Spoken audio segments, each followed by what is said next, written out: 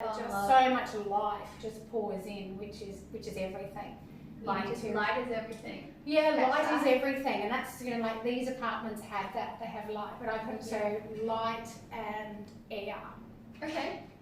To me, like the two most important things when you're choosing a place to buy. You know, it has to. Some people don't like light, so they would consider, you know, something that's too light, bright, and airy unsuitable for them. And cozy. Yeah, they want more cozy and all that sort of thing. Whereas I'm the complete opposite. I need natural light and fresh air. Yeah. So, you know, that's a huge consideration when you're buying a property. And luckily, these ones, you know, get really beautiful flow, plenty of natural light.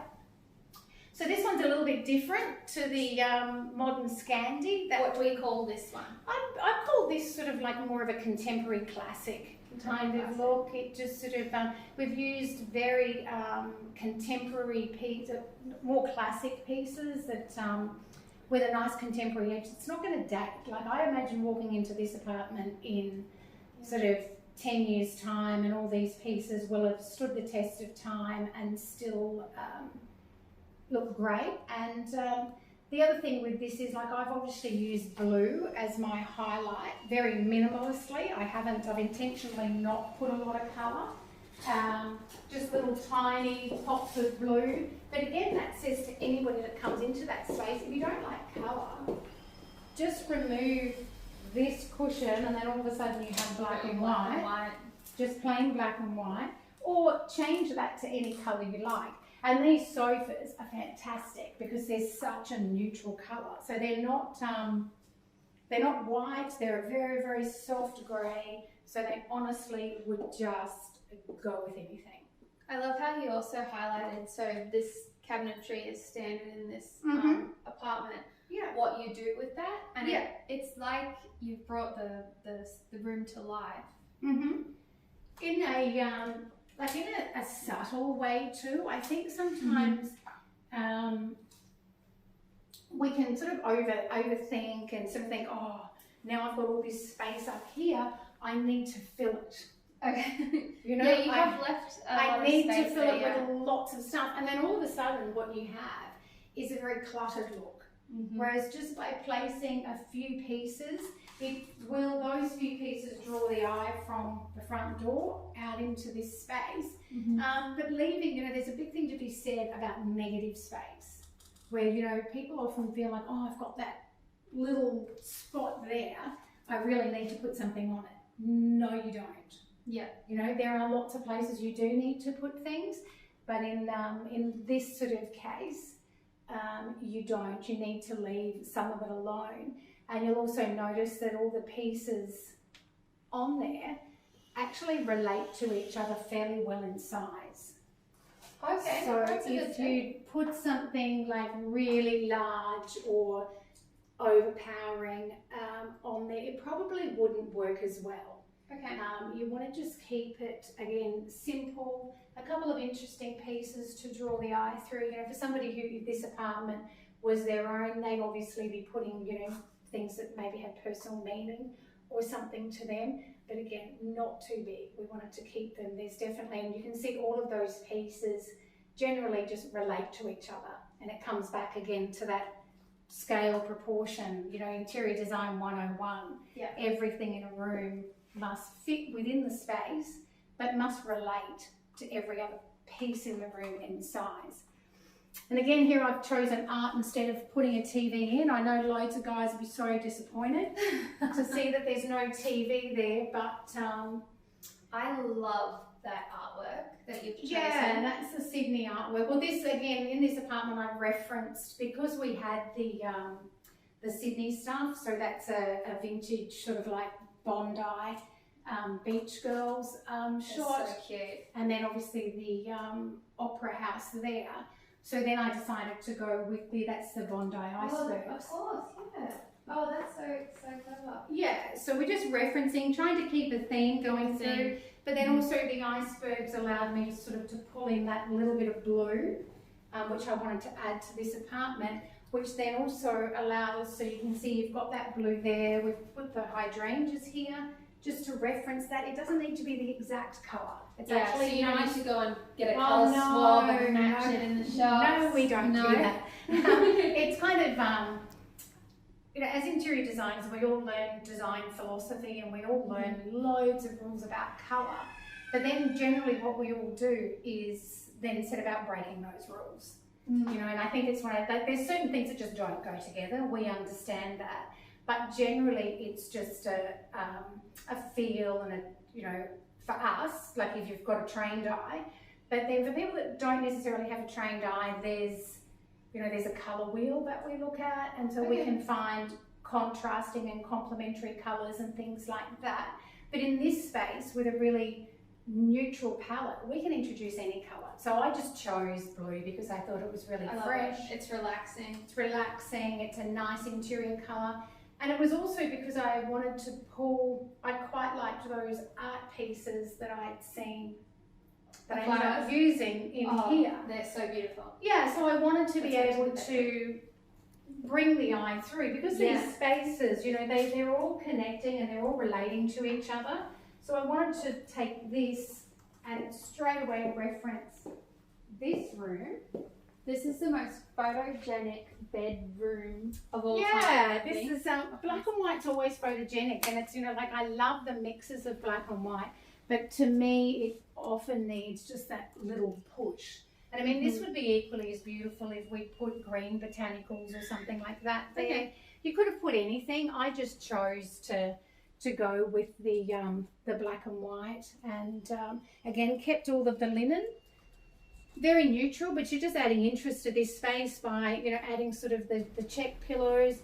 The safe move would obviously have been to go with a black throw, but by adding a grey, we just add, again, different texture, different dimension. That texture of that throw is so interesting. Pretty awesome, isn't it? It's like it's amazing.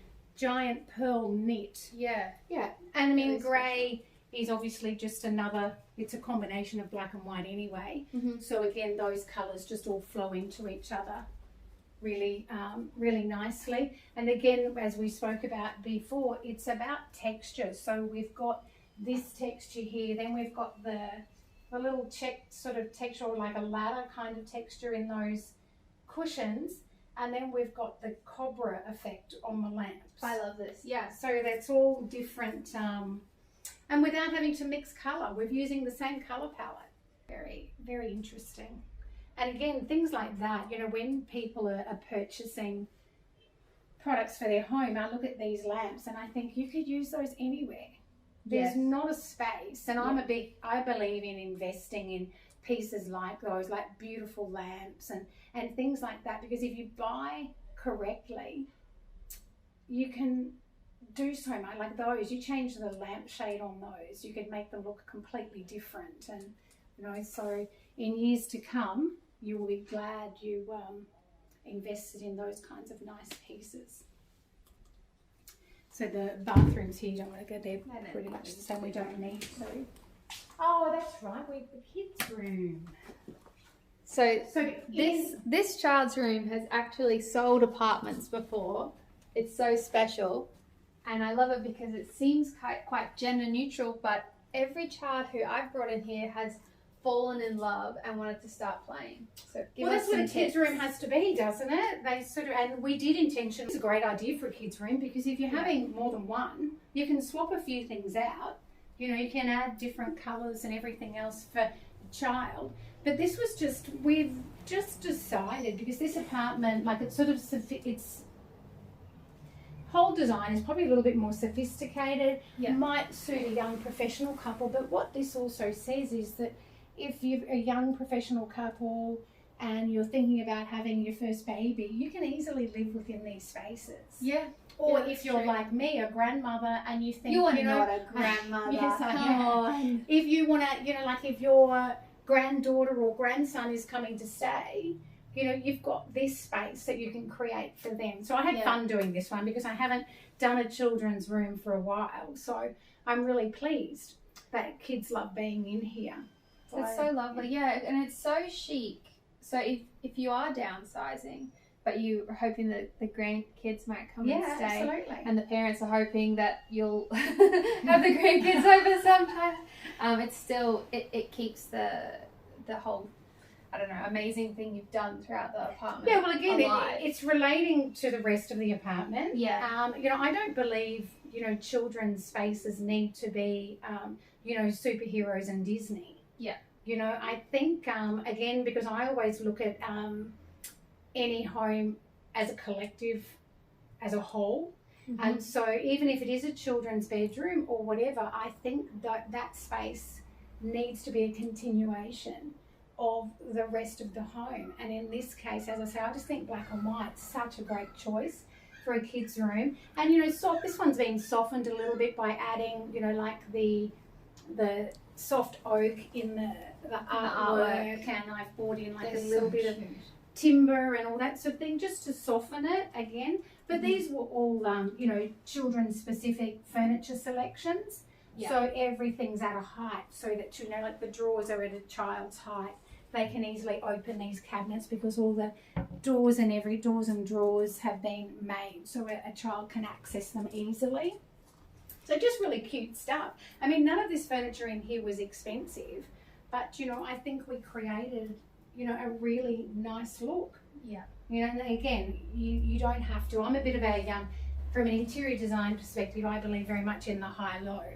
Okay. You know, it's where you spend more money on those significant pieces, like your sofas, you know, a beautiful dining room table or something like that. And then you can add less expensive pieces to bring the whole look together. Everything doesn't have to be expensive. And it's the same as if you just furnish everything with cheaper pieces, you'll end up with a cheaper look. Mm-hmm. So it's kind of, you know, I like to mix it up a little bit. And the high-low, that's a really the good high-low, yeah. I'm very, you know, like accessories. You know, you go to places like, and I go Target, Kmart, and have a look at some of their accessories. Yeah, it's amazing what you can get there. You know, if you just don't want to spend, you know, $300 on an ornament or something like that, you can certainly get a beautiful look without spending that sort of money. But you're not getting your feature couch from there. No, not if you wanted to. Like if you only want your couch to last a shorter period of time and, you know, you're moving in, you're moving out really quickly, fine.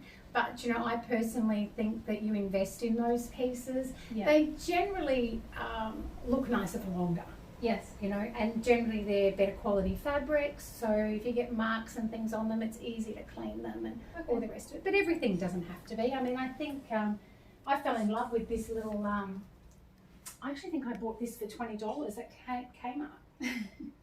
I was just walking through and I'm like, that is so cute. It's so cute. You know, and another thing that I kind of, and I think people fall into the trap, they'll go into one store and want every box. Yeah, they want to get everything in the one store. Hear that, boys? Shouldn't do that. Men are the worst at it. They'll kind of go, and then they'll also...